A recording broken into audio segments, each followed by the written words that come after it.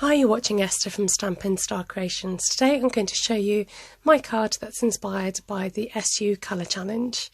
Today's stamp sets I'll be using are Bloom and Grow and Free as a Bird. And using the chosen colours, which are Old Olive, Gorgeous Grape, Highland Heather, Coastal Cabana and Grey Granite. I've already gone ahead and set up my Stamparatus with a piece of shimmer white cardstock because I'm going to be using water with this later. So as you can see, I've got both a red rubber and a photopolymer clear stamp set up on my Stamparatus. So stamping down the birds first and then going down with the flower image. As you can see, I've got the black mat underneath, which you don't need with the red rubber, but you do need with the photopolymer, so I've just left it in to do that stamping. I'm using white embossing powder as I want to do the emboss resist technique, and heating that up with a heat tool to make sure that that powder sticks. Using the framelit nesting die to cut out my shape, and I do manage to nick a bit off on the end. It was quite a tight fit, but I hope to cover that later. With a click of the fingers and just by magic of television, I managed to cut out the flowers using the matching die.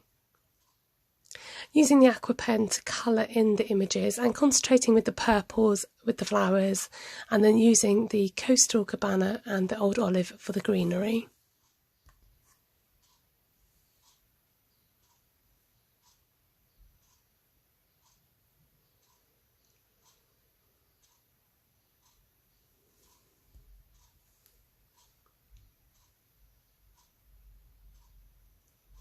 Next, going in with the main picture of the birds, and I managed to make a boo-boo and colour in the wrong bit with the wrong colour, but because you're using an aqua pen, it's quite forgiving and you could just go over it in the other colour. So again, concentrating on the greenery and then also using the same green for the birds also. Because the flowers were going to be in a purple colour, I wanted the birds to stand out. And then colouring in with the Coastal Cabana for their tummies. So give this a chance to just dry in between each layer, and then you get a lovely different shading with the watercolour. They are quite bright and bold, and they're not supposed to be any particular bird. It was just a contrast from the flowers. Using the Highland Heather as a backwash, and then I'm just going to rub over my previous colouring with a dry smooth cloth to take away any water that went onto the embossing, and this just helps to bring up the colours of the flowers and takes off any ink excess that was on the picture. Sorry, I can't get my words out. Then going in with Gorgeous Grape to go around the birds just to highlight them some more. Using the same colours, I'm using these to create a backwash and just blending in those colours next to each other so it looks as if they are kind of attached and not too separate. I decided to go in again to give it a stronger feel because the colours looked a bit too washed out for my liking. I wanted them to look nice and bright and bold.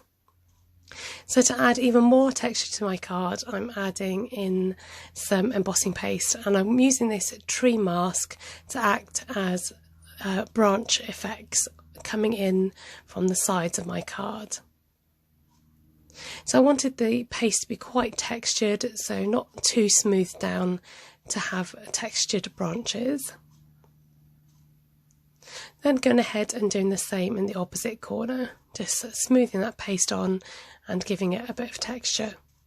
I decided I was going to cut down my flowers just because it meant that I could spread them out a bit more and use them how I wanted to. I found it a little bit restrictive on this particular card, having them as one long strip, and this meant that I could cover up that boo-boo on my shape. Using the stamping blends, I'm just hitting over my block to create some splatters and to add more texture. Now you'll find with wetting the page and with the embossing paste that it can get a bit warped, so I'm just bending that into place. Adding some of our beautiful tulle polka dot ribbon, adding 2 pieces on either side and then to create a bow helps to lessen any wastage with the ribbon.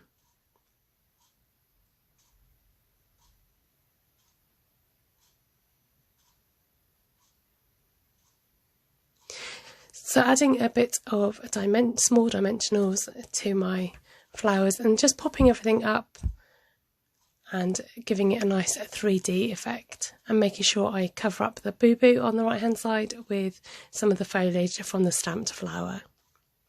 I love the scrap ends of my dimensionals, they're great for bigger coverage on places that you want to put the dimensionals. I felt the card still needed something just to incorporate that grey granite a bit more, so I'm using my blending makeup brushes to just draw in the corners to give it a vignette look. So I do this trick where I've laid down some tear and tape. I wanted some strong adhesive to stick the whole card down, and so I'm lifting up a piece of each pieces of tear and tape that I've laid down, and you lay it down where you want, and this just saves you sticking it down and it's been permanently stuck in the wrong place. Once you have it in the right place, you can pull those tabs away and then stick the rest of the card down. This is a great little tip to have if you haven't seen this before. It just saves making any big boo-boos with cards.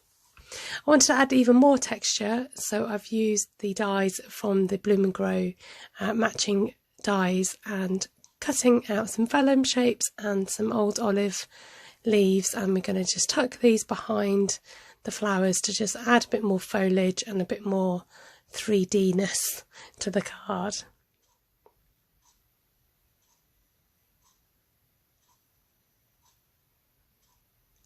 I decided I would like to add some pearls, and to keep in with the colour theme I'm just going in with my Stampin' Blend, which is an alcohol marker and acts as a permanent colour onto those pearls, and I'm using a matching Highland Heather.